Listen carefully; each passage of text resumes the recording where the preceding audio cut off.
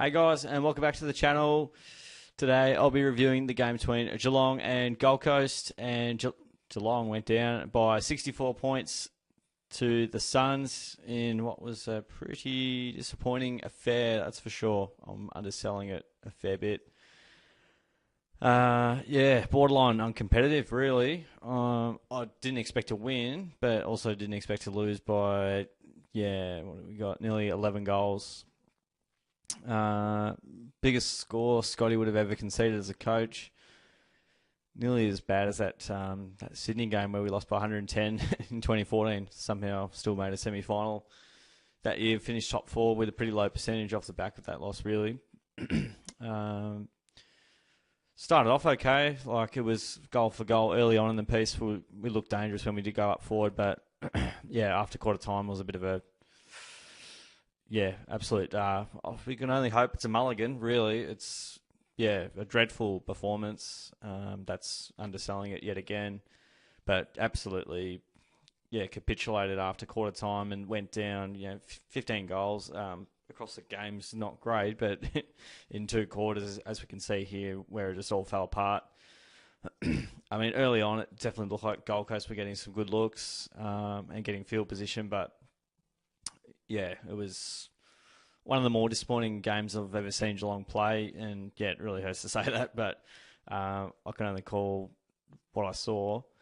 And we've got a couple of players out, but I wouldn't say it's like a super long injury list or anything like that. Stanley, who may not even be the best 22, Hawke, there's question marks around Hawke, really. So Cameron's obviously, a top 5 player in the competition at his best, and, top 3 when he's up and going. But, I mean, you put those players in, it doesn't make a difference just because of how dominant Gold Coast were in the contest, and that was my concern going into the night. And, obviously it was a lot worse than what it was at home against Port Adelaide, where we're able to bring it back, but still got 50 points down. So we're leaking like a sieve at the moment, and it's starting at the contest, and we're just getting absolutely bashed up in there, and we're not pressuring enough. We're not, we're not spreading from the contest well enough. Our defense is under enormous pressure, and there's only so much they can sort of hold up against. But the damn wall broke, and it broke in that second term, if it wasn't verging on that first term. But Gold Coast, just credit to them. They played a good game from their standpoint. I mean, it's probably one of their best wins in their club's history in terms of just how they went about it, the scoreline they got, and the way they played. We weren't able to get much in terms of field position. They pressured us like crazy. They intercept marked everything. Every time we hit the ground ball, they got it. Every time we got a goal, they got a goal in 30 seconds. So, I don't know in terms of the mindset of the group, but again, to rock up 2 weeks in a row, not really, ready to play, is quite stark. But it's a sour taste in the mouth, and it puts a massive dent in the season. Like, it's a long, long season, and every team's gonna have mulligans here and there. But it is pretty flat at the moment, that's for sure. Like, even when we were 7 and zip, there was always going to be times throughout the season where it was going to be tough, and you're not playing your best footy, and you're a little bit down and out. So we're definitely there right at the moment. It's just how bad is it? We could turn it around quickly and respond really well. I would have expected that against Port Adelaide, and I would have even expected it this week. So I'm still waiting for some kind of response, which hasn't come just yet.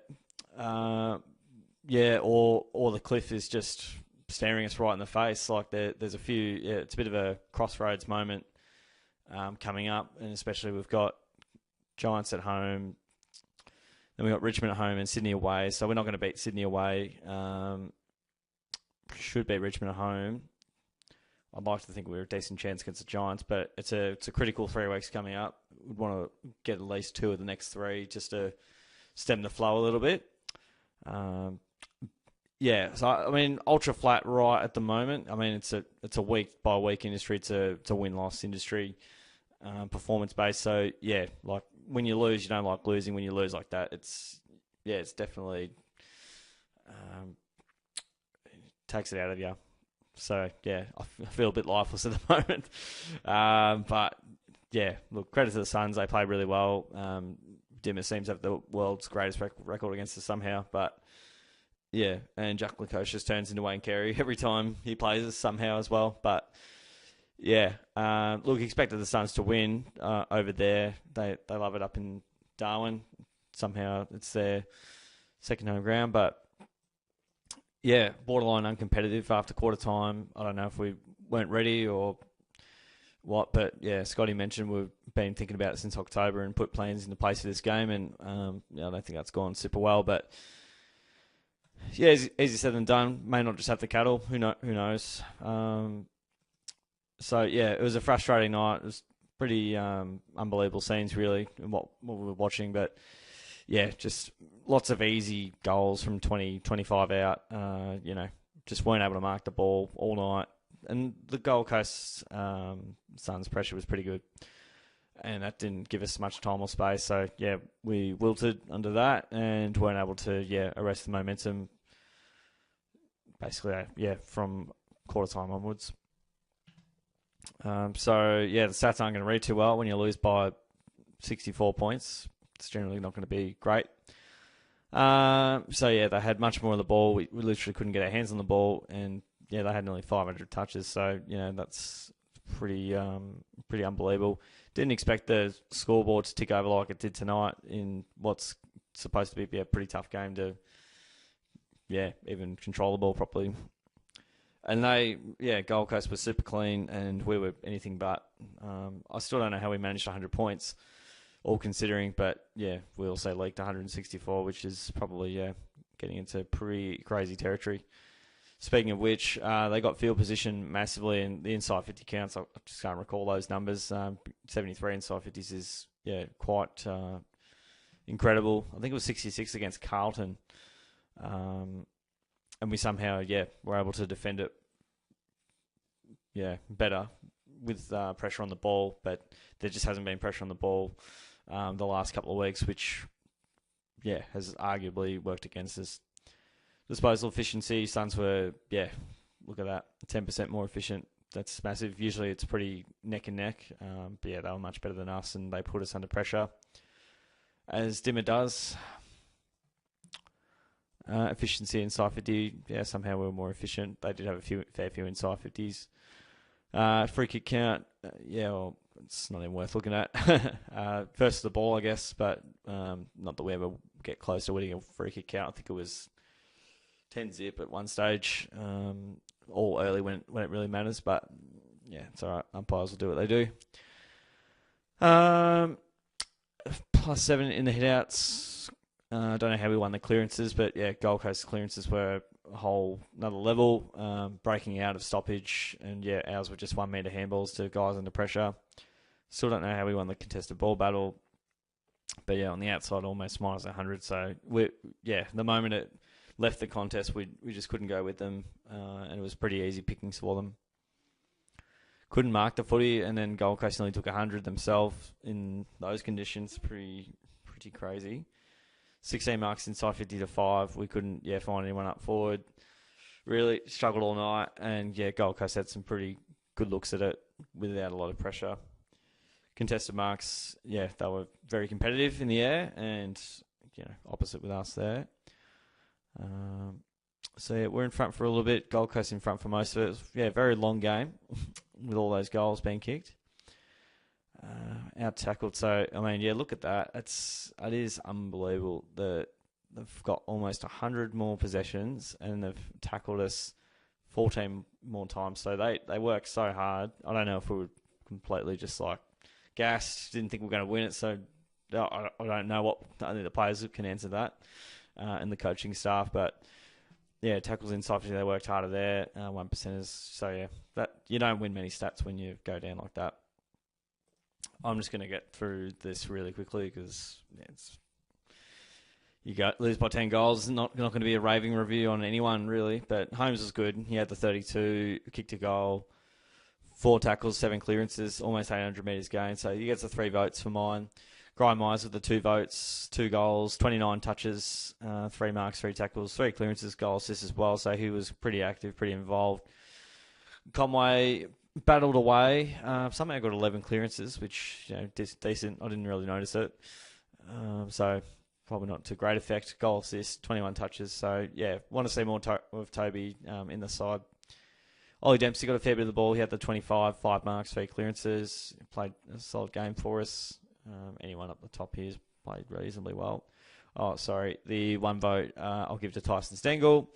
He's been a shining light this year. He kicked the 3 goals, 13 touches. Took a mark in there as well, and I thought, he was good for us up forward, and a bit of somewhat of a winner up forward for us. Tommy Atkins, 18 touches, 3 marks, 5 tackles, couple of clearances, bashed in the midfield, but cracks in.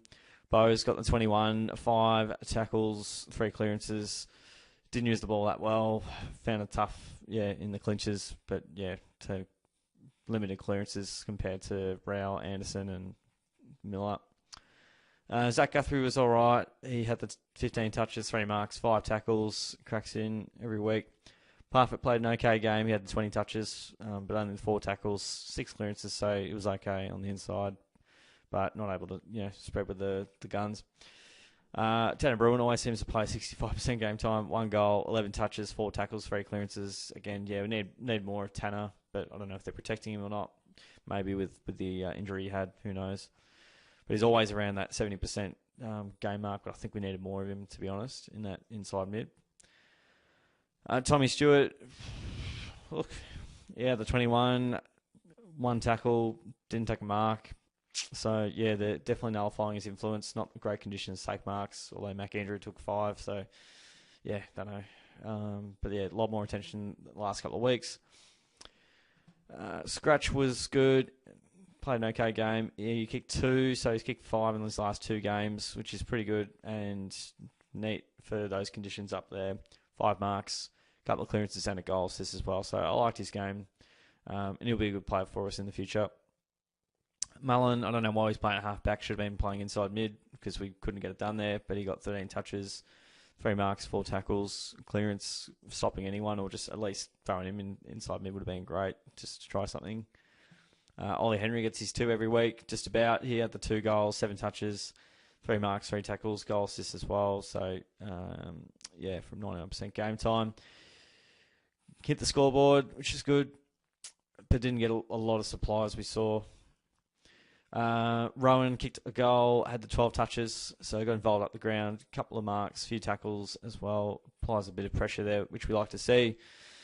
He was somewhat lively, which is good. Close kicked a goal, 14 touches, 2 marks, clearance, a couple of goal assists as well. So he handed a few off, which we like to see. Blitz battled all night, had the 9 touches, 3 marks, 3 tackles, a clearance, 3 goal assists. So that's a pretty good effort. So forward of centre, he was quite handy for us on that front. Zach Tui kicked a goal, 13 touches. Also had a tackle clearance. Had a go at it. Not super heavily involved. Good early. Then tailed off a bit after quarter time, probably like most of the team. O'Connor had an okay night. I don't know if he was tagging. I don't really know what was going on. But he had 12 touches, 4 marks. So, Cole Jasny, tough night at the office. Almost kicked a goal. 16 touches, 1 mark, 1 tackle. So there's not a lot of marks here. You can see that. But, Lukash's kicked 5. King looked super dangerous. I think he kicked 2 or 3. Humphrey kicked 5, and I'm pretty sure Day kicked 3 or 4. So but what can you do with the supply that they did get? 73 inside 50s. You can't do too much about that. Could someone get Guthrie's hair back from 2022 and get the old Cam back? That'd be nice. He had the 9 touches, 2 marks, 3 tackles, a couple of clearances, subbed out. He's clearly not 100%. and I just want to see the old Cam back. We've got Paddy down already, so it's just like we need Guff to stand up and be this leader in the midfield, and he's, unfortunately not delivering at the moment. Maybe his body's not allowing him to. Maybe the mind's willing, but the body's not. I don't know, but I'd like to know. Either way, I just want him to be back in some better form, just getting those, 20.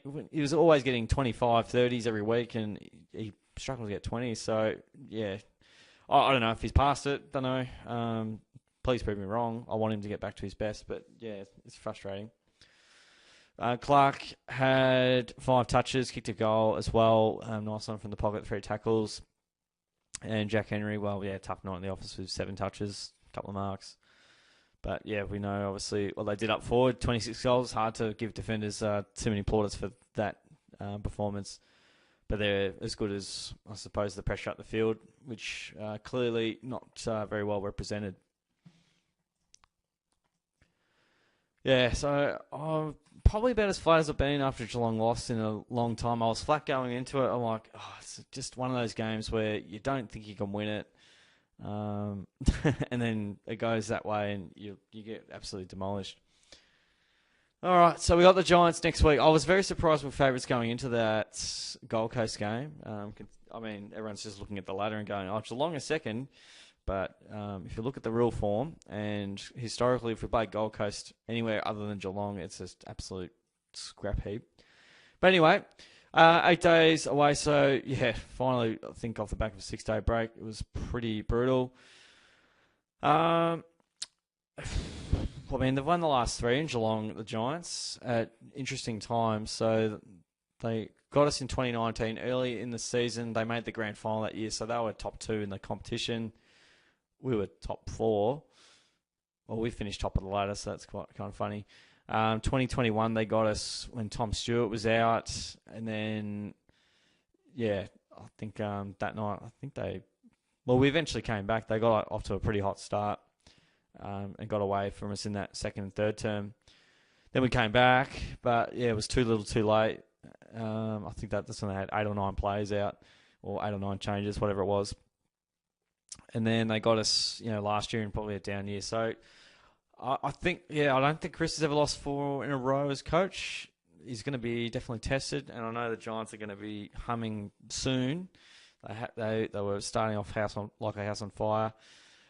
Look, I feel like just because it's absolute do or die, to lose 4 in a row would be pretty diabolical and almost, I don't know how you can beat season over when you've started off 7 and zip and then lose 4 in a row, but it would suggest that, we're going downhill pretty quickly. We might win in a close one, but I'm not confident at all, knowing the weapons the Giants have in that midfield, and that, again, that's going to be my concern going into next week. It'll be my concern for the rest of the season, no matter where we sort of land. But, it's going to be a super tough game, no doubt about that. Even though we've got it in Geelong. We're going to need a pretty special performance to win, I think. And, just need to get back on track. And it's never as good as it seems, never as bad as it seems. Full well knowing, even though we're 7 and zip, that there's going to be times throughout the season where it's not going to go your way and you're going to hit a few roadblocks and a patch of form that's not up to speed and what was sort of previously delivered on. I think we can get back to some of our 7-0 footy. It's just going to be when that is, or if we can reclaim it. I believe we can. How consistent and when can we get it? Only the Cats will know the answer to that. But I think we will get back to that at some stage. It'd be pretty disappointing if we never got back to it. But I'll back us into responding. Hopefully it's a mulligan. It kind of feels like a couple of mulligans because both games been over before half time the last 2 weeks, which is something I'm not accustomed to, haven't really ever seen. But I'll back us in to respond and not go 4 in a row. But can't say that with much confidence really. But I'll back the fellas in as I'm sitting on the fence. It was Gold Coast by 64 points. Brilliant performance by them. Pretty poor performance by the Cats. And again, that's selling it pretty short. But hopefully it's a mulligan. But very diabolical performance really. We'll see how it all goes. There might be extenuating circumstances. Coaches are pretty crafty with why things happen. I don't know how you concede 26 goals. Just not be competitive in the midfield. But yeah, anyway, I'll leave it there. Interested to hear your thoughts on the game and how you think the Cats are going to go throughout the rest of the season. It's a long season. And yeah, even though we lost 3 in a row, started off well with 7-0. Still a long way to go, but we've got a lot of work to do to get back to the footy that we were playing. So fingers crossed, all we can do is hope and pray. All right, that's all from me. Like the video if you enjoyed the review. Comment your thoughts on the game, and I look forward to seeing what you guys reckon. Thanks for tuning in. See you guys next time.